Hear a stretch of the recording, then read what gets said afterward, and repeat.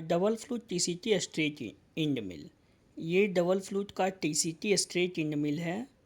इसका दो साइज़ को आज हम लोग डिस्कस करेंगे। पहला जो साइज़ है वो है 1.5 mm और दूसरा जो साइज़ है वो है 2 mm।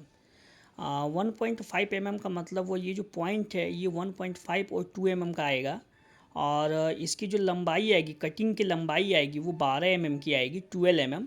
और इसका जो सेंक आएगा, जो मशीन के अंदर पार्ट जाएगा, ये वाला ये 6 mm का आएगा। इसका मेनली जो यूज़ होता है वो यूज़ ये होता है कि इससे आप पतला से पतला मटेरियल को आप काट सकते हैं। जैसे कि एसीपी हो गया, प्लाई हो गया, पतला प्लाई हो गया, पतला डिज़ाइन हो गया, उससे आप एक्रेलिक हो गया, इससे आप किसी भी मटेरियल को, पतला से पतला मटेरियल को आप कटिंग कर सकते हैं। बहुत ही अच्छे प्राइस में, बहुत अच्छी क्वालिटी का MK CNC टूल्स के पास उपलब्ध है। आप दिए गए नंबर पे कांटेक्ट करके अपने ऑर्डर को कंटिन्यू कर सकते हैं।